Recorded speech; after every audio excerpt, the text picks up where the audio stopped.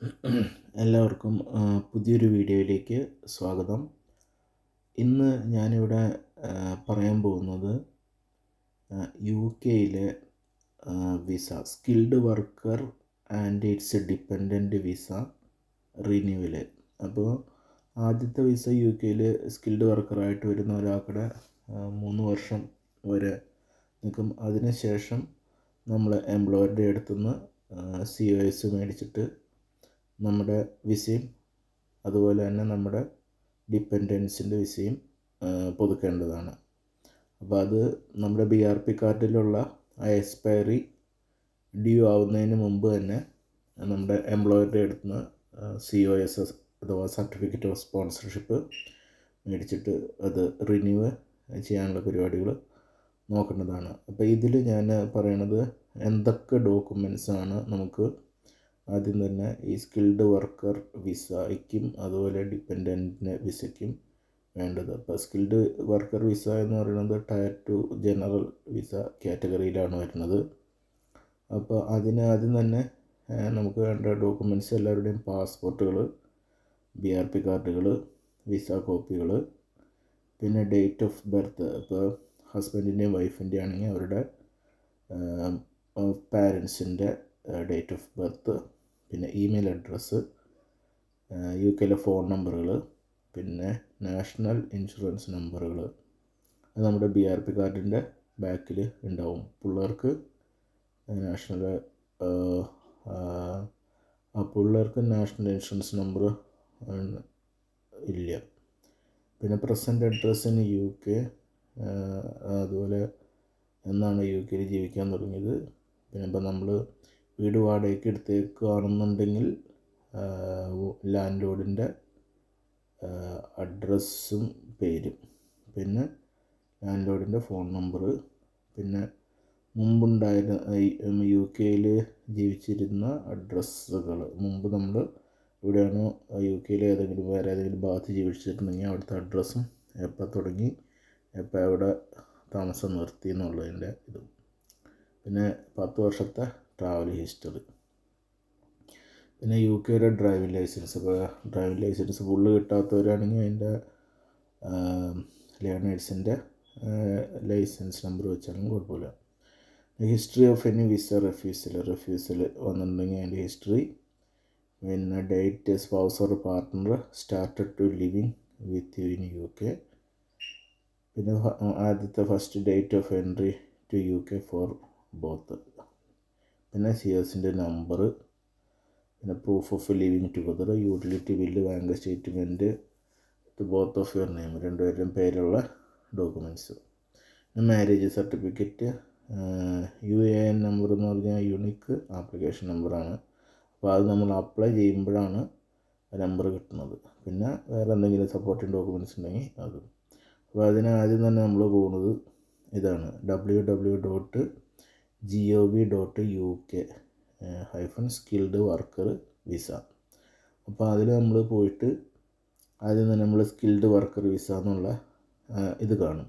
അപ്പോൾ നമുക്ക് ഈ സ്കിൽഡ് വർക്കർ വിസയുടെ അണ്ടറിൽ നമുക്ക് വരുന്നതെന്ന് പറഞ്ഞാൽ എക്സ്റ്റെൻഡ് യുവർ വിസയാണ്. ഈ എക്സ്റ്റെൻഡ് യുവർ വിസയിലേക്ക് പോവാം. വിസയിൽ പോയിട്ട് നമ്മളെന്താ ചെയ്യേണ്ടതെന്ന് പറഞ്ഞു കഴിഞ്ഞാൽ അതിൻ്റെ താഴോട്ട് പോവുക. താഴോട്ട് പോയതിന് ശേഷം ഇപ്പോൾ നമ്മൾ എല്ലാം കറക്റ്റായിട്ട് എല്ലാ കാര്യങ്ങളും നമ്മൾ കൃത്യമായിട്ട് വായിച്ച് നോക്കിയതിന് ശേഷം മാത്രമാണ് നമ്മൾ അടുത്ത പരിപാടികളിലേക്ക് പോകാൻ പോകും.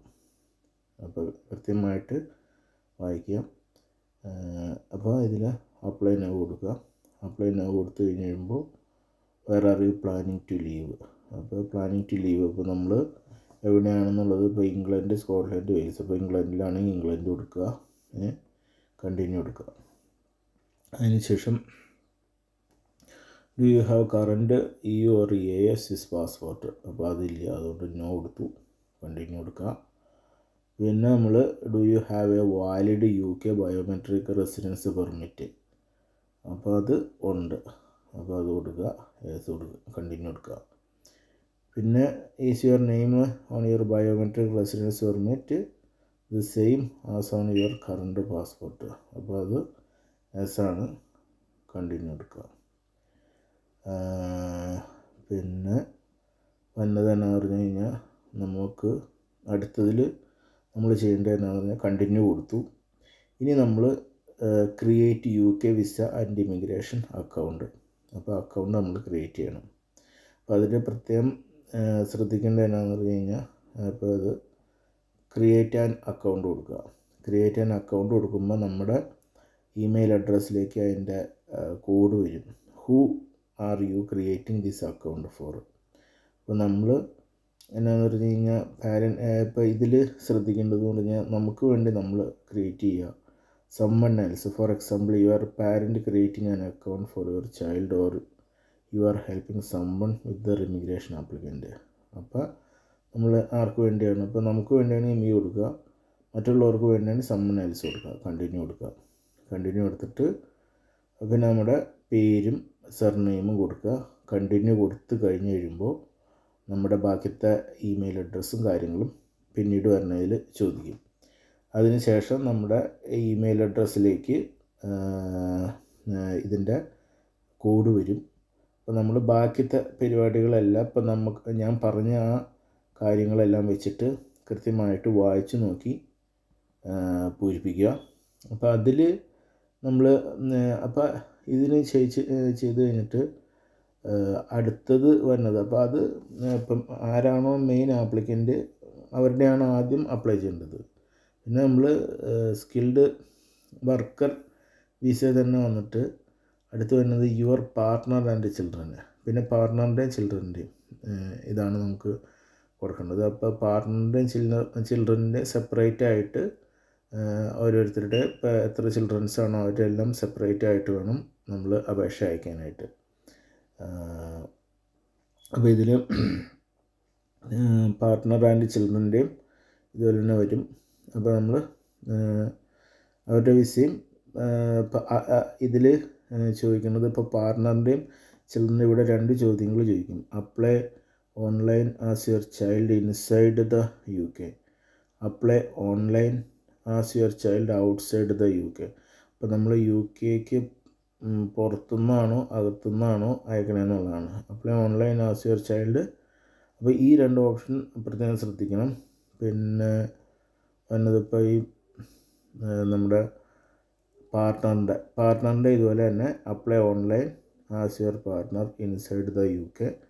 Apply online as your child inside UK. അപ്പോൾ ഇതിൽ ഈ പാർട്ട്ണർ ഇൻസൈഡ് UK ആണെങ്കിൽ ഇങ്ങനെ കൊടുക്കുക. അത് കഴിഞ്ഞിട്ട് are you planning to leave, വീണ്ടും ഇതുപോലെ തന്നെ ഓപ്ഷനുകൾ വരും. അപ്പോൾ ഇതെല്ലാം ഈ അക്കൗണ്ട് ക്രിയേറ്റ് ചെയ്യാൻ വേണ്ടിയിട്ടാണ്. അപ്പോൾ ഓരോരുത്തരുടെയും ഇപ്പോൾ ചിൽഡ്രൻസിൻ്റെ ചെയ്യുകയാണെന്നുണ്ടെങ്കിൽ ഇപ്പോൾ പാർട്ട്നേഴ്സിൻ്റെ ആരെങ്കിലും ഒരാളുടെ ഇപ്പോൾ ചിൽഡ്രൻസ് 18 ഇയേഴ്സിന് താഴെയാണെന്നുണ്ടെങ്കിൽ പാർട്ട്നേഴ്സിൻ്റെ ഇമെയിൽ അഡ്രസ്സ് വെച്ചിട്ട് അക്കൗണ്ട് ക്രിയേറ്റ് ചെയ്യാം.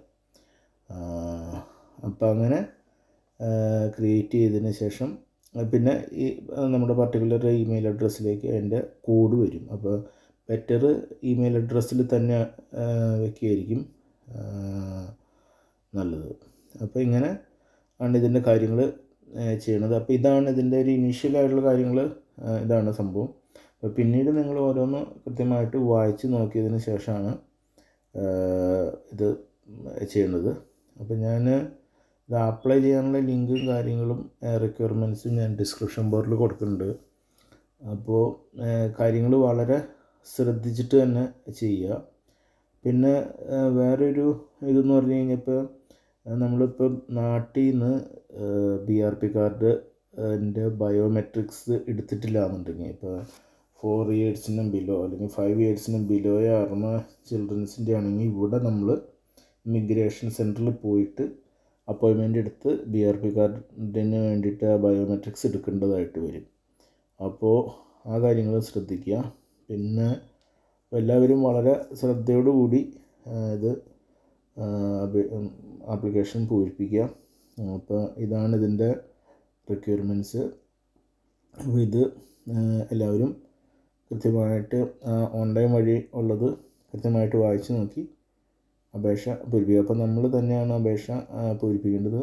അപ്പോൾ ഏജൻറ്റിൻ്റെ അടുത്ത് കൊടുക്കുന്നുണ്ടെങ്കിൽ നമ്മൾ എന്നാന്ന് പറഞ്ഞാൽ ഈ റിക്വയർമെൻറ്റ്സ് എല്ലാം ഏജൻറ്റിന് സബ്മിറ്റ് ചെയ്യണം. അപ്പോൾ 20 റിക്വയർമെൻറ്റ്. അപ്പോൾ യൂണിക് ആപ്ലിക്കേഷൻ നമ്പർ അടക്കം അവർക്ക് കൊടുക്കണം. ഇത് വളരെ ശ്രദ്ധിച്ചു കഴിഞ്ഞാൽ നമുക്ക് തന്നെ ചെയ്യാവുന്ന പരിപാടിയേ ഉള്ളൂ. അപ്പോൾ എല്ലാവർക്കും വളരെ കൃത്യമായിട്ട് ചെയ്യാൻ സാധിക്കട്ടെ എന്ന് ആശംസിക്കുന്നു. അപ്പോൾ നിങ്ങൾക്ക് എന്തെങ്കിലും സംശയങ്ങളോ കാര്യങ്ങളോ ഉണ്ടെങ്കിൽ